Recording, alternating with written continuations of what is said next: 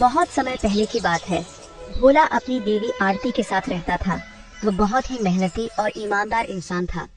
भोला दिन भर अपने खेतों में मेहनत से काम करता, लेकिन वहीं हरिया दिन भर इधर उधर खेत में खाट पर सोता रहता। भोला की मेहनत की वजह से उसके खेत में खूब अच्छी फसल होती थी, जिसके कारण गांव के सारे लोग भोला से जलते थे। हरिया उसका पड़ोसी था। हरिया और उसकी बीवी बहुत दुष्ट इंसान थे। वो दोनों भोला से बहुत जला किया करते।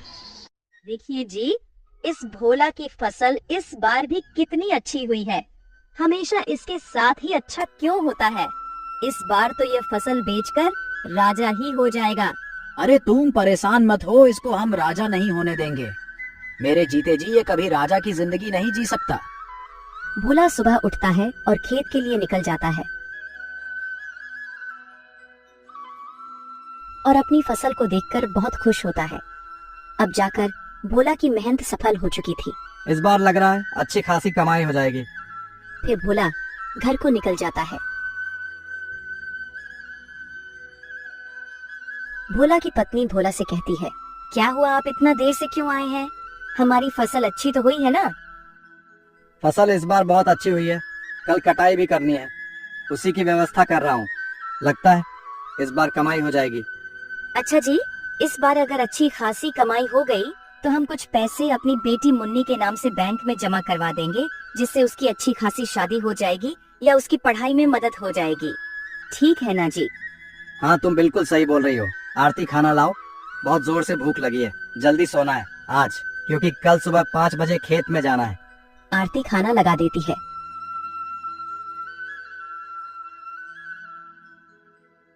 ये पापड़ कहाँ से लाई हो तुम? क्या हुआ, अच्छे नहीं लग रहे हैं क्या? अरे नहीं, ये पापड़ तो बहुत स्वादिष्ट है। ऐसा मन कर रहा है कि खाता ही रहूं। तुमने बनाए हैं क्या? हाँ जी, मैंने अपने हाथों से बनाए हैं। आपको अच्छे लग रहे हैं तो और ले आओ क्या? और भी है। फिर खाना खाकर दोनों आराम से सो जाते हैं। जैसे ही सुबह के 5 बजते हैं तो आरती की नींद खुल जाती है और आरती देखती है कि मौसम बहुत खराब हो गया है। ऊपर वाले, अब तो हमारी सारी फसल खराब हो जाएगी। सुनिए जी, जल्दी से उठ जाइए, मौसम बहुत खराब है। हमें जल्द से जल्द अपनी फसल के लिए कुछ व्यवस्था करनी पड़ेगी। दोनों उठकर जैसे ही खेत को निकलते हैं, तब तक खूब जोरदार बारिश होने लगती है। बारिश के साथ हवा भी चलने लगती है। यह सब देखकर भोला बहुत टेंशन में आ जाता है। सुनिए जी, टेंशन मत लीजिए, जो होना था वो तो हो गया। अब हम इसमें क्या कर सकते हैं? जो होता है वो अच्छे के लिए ही होता है।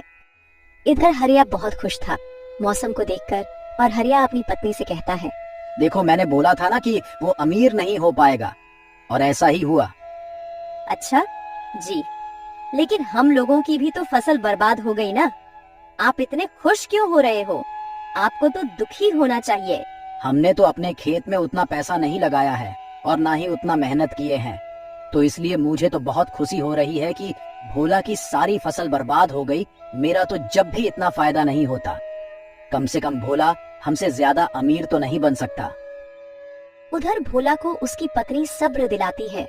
लगातार 4-5 दिन तक बारिश होती है।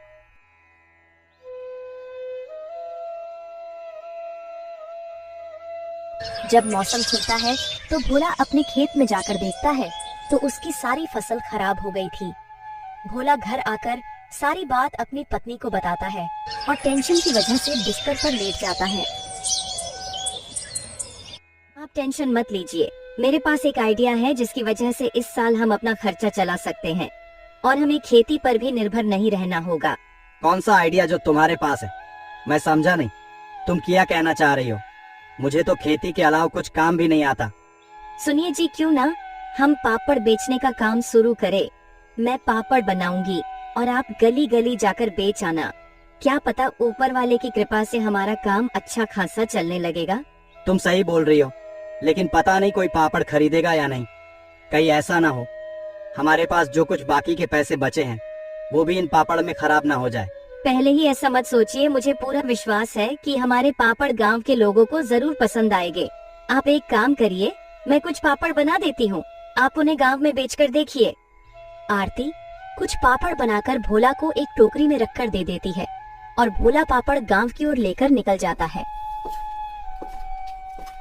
पापड़ ले लो, पापड़ मसालेदार पापड़, पापड़ ले लो। पापड़ जो खाओगे खुश हो जाओगे, जो नहीं खाओगे वो पछताओगे। पापड़ ले लो, पापड़, पापड़ ले लो। पापड़ मसालेदार पापड़, पापड़ ले लो। तभी एक औरत भोला से पापड़ लेने आती है। अरे भैया, ये पापड़ कैसे होते हैं और ये पापड़ कितने का है भैया? 10 रुपए का एक है। बहन जी बोलिए कितने दे दूं? 10 पापड़ दे दीजिए।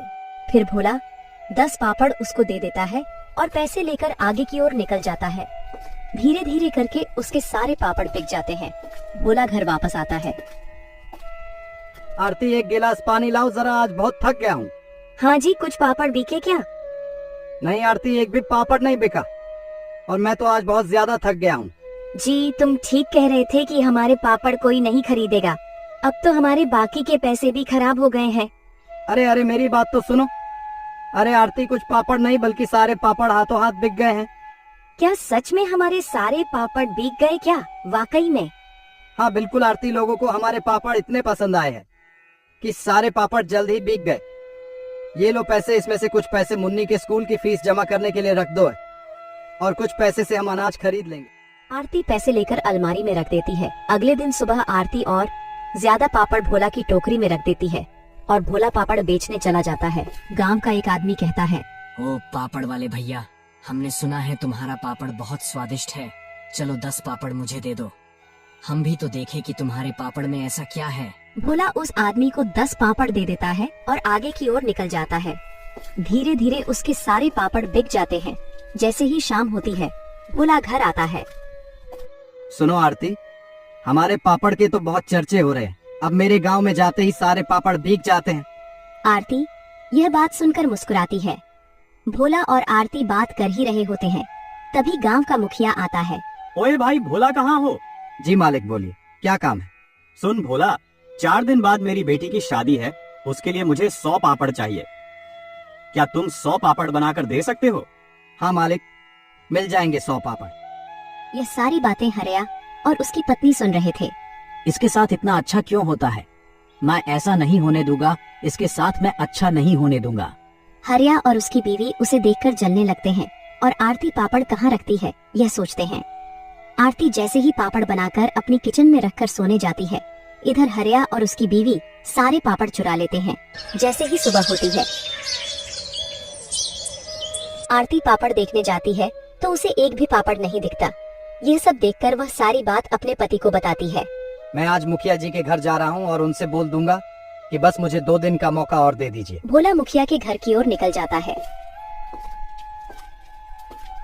मुखिया जी, मेरे घर से किसी ने सारे पापड़ चुरा लिए हैं। आप मुझे बस 2 दिन का मौका दे दीजिए, मैं आपको पापड़ बनाकर दे दूंगा। ठीक है भोला, मैं तुमको 2 दिन का मौका दे रहा हूँ, लेकिन तुम मुझे पापड़ जरूर बनाकर दे देना। हाँ ठीक है मुखिया जी, आप चिंता मत करिए, मैं तुम्हारे पापड़ जल्द बना दूंगा। फिर जब भोला उधर से जैसे ही घर आता है तो भोला देखता है कि हरिया का बेटा पापड़ खा रहा है और उसके हाथ में भी 2 पापड़ हैं। यह देखकर भोला कहता है, हरिया के बच्चे तो पापड़ नहीं खाते हैं और ना ही कभी हरिया ने पापड़ खरीदा, लेकिन ये बच्ची पापड़ कहाँ से लाई है? भोला उस बच्चे के पास जाता है। ये पापड़ तुम कहाँ से लाए हो? ये पापड़ तो मेरे पापा ने दिए हैं, मेरे घर में और भी ज्यादा पापड़ है। भोला ये सारी बात अपनी बीवी को बताता है। आपको मुखिया के घर जाना चाहिए और सारी बात बता देनी चाहिए, हमारी मुखिया जी ही मदद कर सकते हैं। फिर भोला मुखिया के घर जाता है और सारी बात मुखिया को बता देता है। फिर मुखिया अपने नौकर के साथ आता है और हरिया के घर में छानबीन करता है। जैसे ही मुखिया का नौकर और मुखिया हरिया के घर में जाते हैं, उन्हें वो पापड़ मिल जाते हैं। ये क्या है हरिया, क्यों चुराए ये तुमने पापड़? मुझे माफ कर दीजिए, मेरे अंदर ईर्ष्या आ गई थी, इसीलिए मैंने ऐसा किए हैं मुखिया जी। मैं आज के बाद ऐसी हरकत नहीं करूंगा, आप मुझे बस एक बार माफ कर दीजिए। नहीं, ये माफ करने लायक काम नहीं है।